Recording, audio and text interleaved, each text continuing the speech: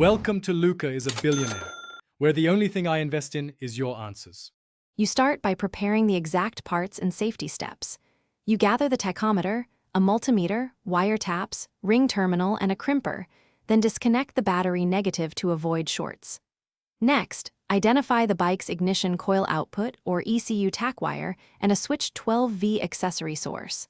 Once done, fix the tax bracket to the handlebar or dash so the unit sits level. Make sure the harness can reach the coil and 12V feed without tension before continuing.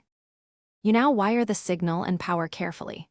First, verify the tack signal wire with a multimeter or back probing while cranking, then splice the tack signal lead into that ignition coil or ECU tack wire using an insulated tap.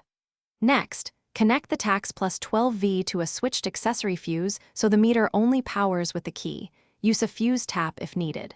Finally, attach the tack ground to a clean frame ground or battery negative with a secure ring terminal.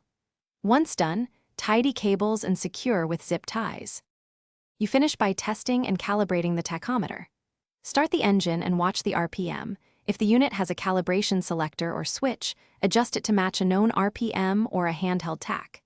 If the display jumps or reads 0, make sure the signal splice is firm, the ground is solid, and the tack wiring is routed away from high-voltage coils. Once done, perform a brief ride to confirm stable readings.